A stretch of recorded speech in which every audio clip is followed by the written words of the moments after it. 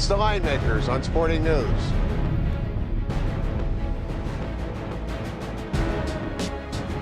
Game 6 of the NBA Finals. The Heat backs up against the wall, down 3-2 to the Spurs.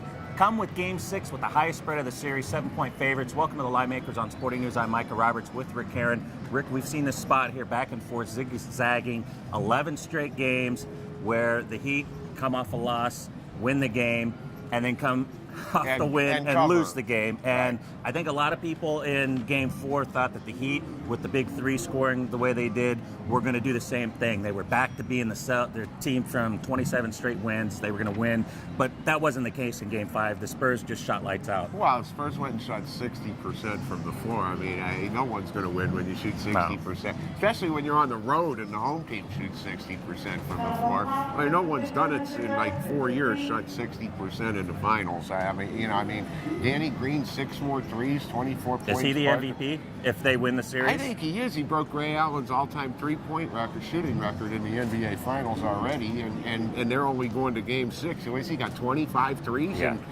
5 NBA games. record, I mean, it's 6 out of 10 in Game 5. Spurs were 42 out of 70 from the floor. And like you said, though, Micah, the zigzag theory continues through this series. Every time a team's lost, they come back and win and cover the next time. 4 teams off a loss are 4-0 in the series already, straight up and against the spread. Although that's all factored into the line, since, like you said, it's the highest number of the series.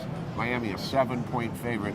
Total went from 87.5, opened at 90.5, some places up to 92 right now. Yeah. It's now Heat -7, 192 here at the South. And that might not be high enough the way they're playing. I mean, we're seeing every game from 3, 4, and 5 just getting faster and faster. And you might think with a couple of days and change of venues that it might be a little different. But I think as these teams get to know each other and what they can and can't do, I think the pace, we're going to see them get faster. And I don't think the adjustment is enough. I really it's don't. 3 straight overs, and I couldn't play it under, even at 192. And you're looking at, we talked about early in the series, Micah, with the free throws, okay? Well, they shot 49 of them in Game 5 as opposed to the 20-some free throws the teams were combining for. Huge difference. That's a huge difference. And, Tony Parker, 26, they had all the talk about the MRI problem.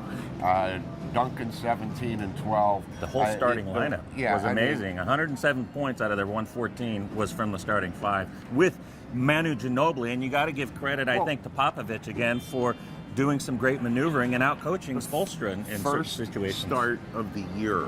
Never started a game in the regular season.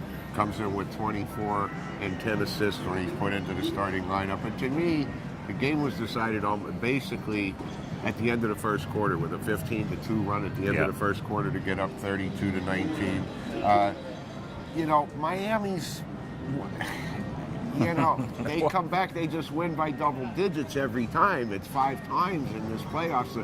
The closest game they played after losing a game was 11 points in this playoffs. So, the public's going to take that into account. We have seen a couple of 7.5s on the game, right? But, it's hard to argue with the Heat's record coming off a loss. Now going back home.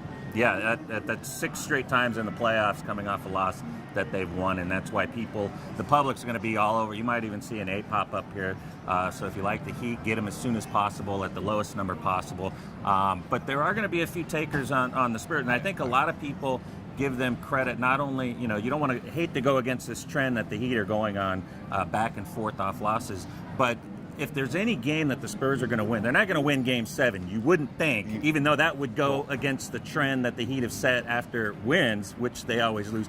But winning 2 in a row of Miami is just crazy. And to see the Heat $1.30 favorite, and they got to win 2 games, 3-2. That's crazy. But you're right, though. Game 6 is pivotal. 6 times a team has gone up 3-2 since we went to the 2-3 format. 5 times they've won a Game 6 to win the NBA championship, but they've never won a Game 7 to win the NBA championship.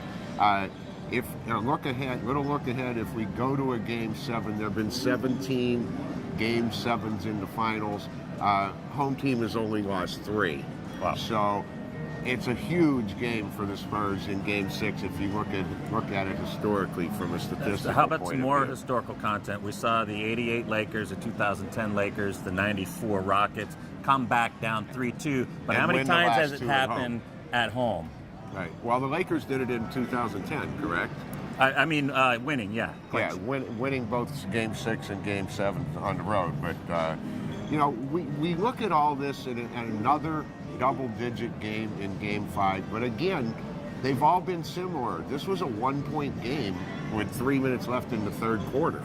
And then the Spurs won the fourth quarter. It's the same thing that's happened when each time is won, they've owned the fourth quarter. And Heat didn't step up defensively. No way the Spurs can possibly shoot 60% from the floor. Again, it hasn't happened in 4 years. I don't think it's happened in 2 games in a row. It's hard to buck the trend of what Miami's done, even though you're paying a price for it if you're going to lay the 7 for Game 6. But we are going to lay the 7. Correct. We're going to roll with the trend. We're going to say the Heat win Game 6 by more than 7 points. And we also have a slight lean to the over. Probably should be a little more adjustment based on where they're playing lately. We'll talk to you at Game 7. Thanks for watching.